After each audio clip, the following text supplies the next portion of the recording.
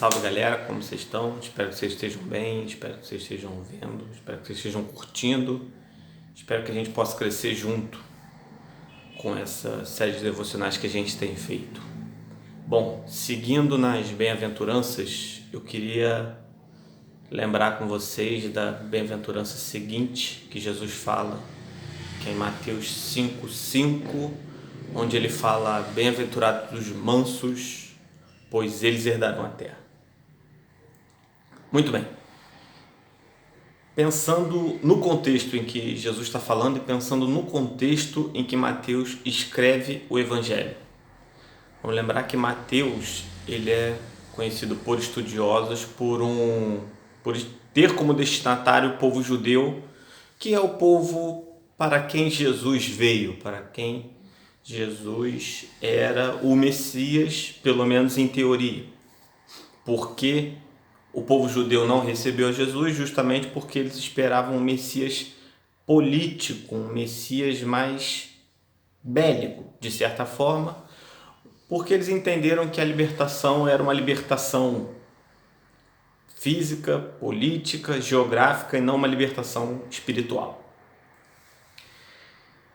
Então, quando Jesus fala bem-aventurados os mansos, porque eles herdarão a terra, ele dá um nó nesse conceito dos judeus daquela época, que estavam justamente esperando o contrário.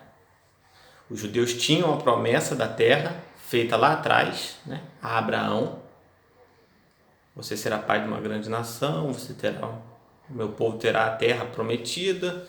Josué vai entrar na terra com o povo, depois de Moisés conduzir o povo pelo deserto, mas o povo não fixou genuinamente naquela terra ali. E aí vai ter entendimento de por que Jesus, se no fim dos tempos Jesus vai trabalhar com aquele Israel ou não, mas esse não é a questão. A questão é a gente se atentar aos mansos, ao conceito de mansos. Para a gente ser manso, a gente tem que entender a nossa condição miserável.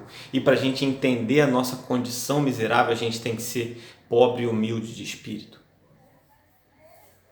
Percebem como Jesus ele vem fazendo um ensino encadeado, Fosse hoje em dia, Jesus estaria talvez fazendo um fio no Twitter.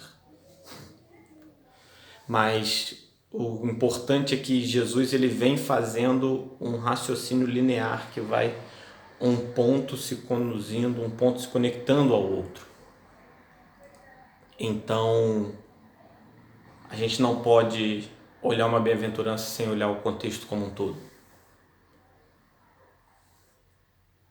E a gente não pode, igualmente, sustentar uma postura beligerante.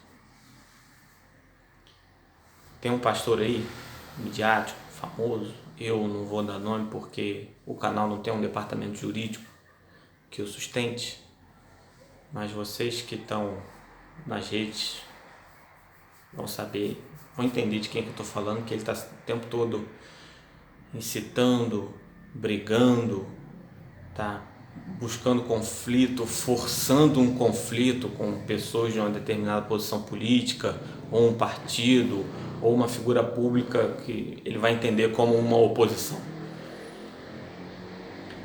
Mas eu pergunto, será que é o nosso papel? Será que a gente está aqui para entrar em conflito com as outras pessoas? Será que essa é uma postura que reflete os ensinos de Jesus, o que Jesus queria que nós repetíssemos e praticássemos? Bom, eu tenho um pouco essa dúvida. Semana passada eu conversando com uma pessoa e ela estava me pedindo umas dicas, uns toques, uns conselhos, e eu virei para ela e falei assim: a melhor coisa que você pode fazer é dar um bom testemunho. A melhor coisa que você pode fazer é você praticar aquilo que você tem aprendido, porque isso vai ser de mais valor do que qualquer ensino. Hoje estou seminarista. Daqui a um tempo poderia estar pastor missionário, enfim. São títulos, né? De certa forma. Hoje eu estou numa condição de estudante, de aprendiz. Mas eu peço a Deus todos os dias para que o meu ensino, o meu aprendizado não seja um aprendizado vazio. O meu aprendizado seja para fazer o reino de Deus crescer e prosperar.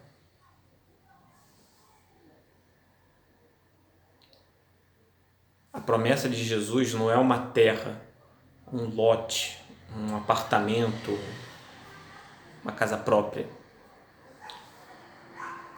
Jesus está falando do reino dos céus. E para que a gente possa pleitear esse reino, a gente faça isso com mansidão. A gente faça isso sem confronto, sem conflito, sem enfrentamento. E aí é uma pergunta que eu quero deixar para nós e para aqueles que a gente tem visto ao nosso redor, ou figuras públicas que a gente tem visto, independente do tamanho, o quanto nós temos sido mansos ou temos sido belicosos, temos sido beligerantes, temos partido para batalhas e confrontos. A palavra de Deus vai falar em batalha, mas não é esse tipo de batalha que a gente tem que estar pensando. O quanto a gente tem sido manso? Essa é a pergunta que eu queria deixar para nós. É isso, irmãos. E que Deus nos abençoe.